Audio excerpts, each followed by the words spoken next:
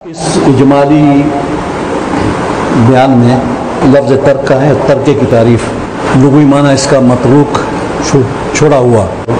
فقہا کی اصطلاح میں ترکے کی تعریف ما بقی بعد المیت من مالہ صافیا عن تعلق حق الغیر بعینہ۔ اس کا ترجمہ خلاصہ لکھ لو، ترکہ اس مال کو کہتے ہیں جو میت چھوڑ کے گیا ہے، اس کے ساتھ غیر، اس مال کے ساتھ، اس مال کے عین کے ساتھ، اس مال کے عین کے ساتھ غیر کے حق کا تعلق نہیں ہے۔ وہ مال جو میت چھوڑ کے گیا ہے، اس مال کے عین کے ساتھ غیر کے حق تک تعلق نہیں ہے۔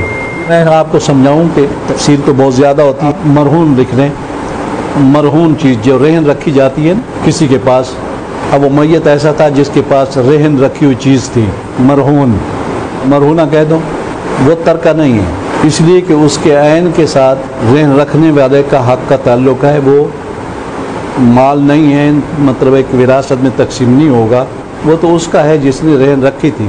اسی طرح امانت ہے، امانت کے ساتھ بھی اگر صحیح امانت ہے، اس میں تصرف کا حق نہیں دیا اس شخص نے جس نے امانت رکھی، وہ قرض نہیں ہوتا بلکہ وہ امانت ہوتی ہے، اس کے ساتھ بھی غیر کے، اس کے عین کے ساتھ غیر کے حق کا تعلق ہوتا ہے۔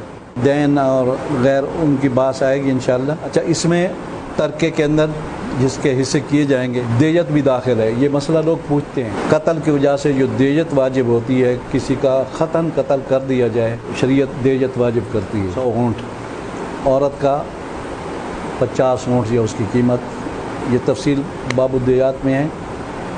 تو دیت بھی بطور وراثت تقسیم ہوگی، اس میں سارے وارثوں کے حصے ہوں گے۔ ہوتا یہ ہے کہ بیٹیاں کہتی ہیں ہمارا باپ تھا، بھائی کہتے ہیں ہمارا بھائی تھا، حکومت پیسے دیتی ہے 10 لاکھ 20 لاکھ 40 لاکھ، تو جھگڑا ہوتا ہے۔ اس لیے میں نے بتایا کہ آپ کو لکھوا دوں تاکہ آپ کو یہ مسئلہ معلوم ہو جائے کہ دیت میں سب وارثوں کا حق ہے۔ اگر کوئی دستبردار ہو جائے تو الگ چیز ہے، قطعیت الواجبات بالقتل، بالقتل الخطا۔ ایک مال ہوتا ہے جو قتل عمد میں صلح کی وجہ سے واجب ہوتا ہے، جرگہ ہوتا ہے، قصداً کسی نے کسی کا قتل کیا۔ ہمارے میاں والی میں کافی یہ فیصلے ہوتے ہیں، جرگے ہوتے ہیں۔ بہت سی رسمیں تو غلط ہیں، لوگ جس کا قتل کرتے ہیں مقتول کے وارث کہتے ہیں ہم بدلہ لیں گے، لوگ پھر بیٹیاں دیتے ہیں، 80 سال کے بوڑھے کو 10 سال کی بیٹی دے دی۔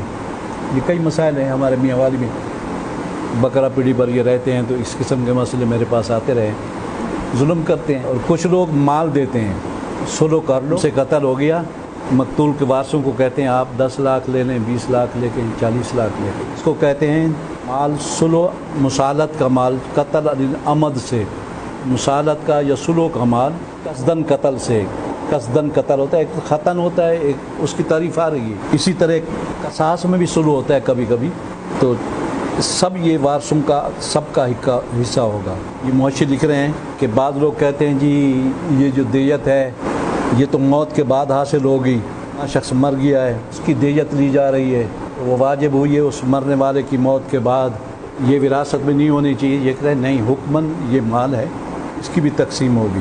یہ ترکے کی تفصیل آ گئی۔ ترکہ کس مال کو کہتے ہیں؟ مال ہوتا ہے جو میت چھوڑ کے جائے کہ عین کے ساتھ غیر کے حق کا تعلق نہ ہو، وہ مال حقیقتاً ہو یا حکماً ہو۔ حکماً کی مثال یہ دے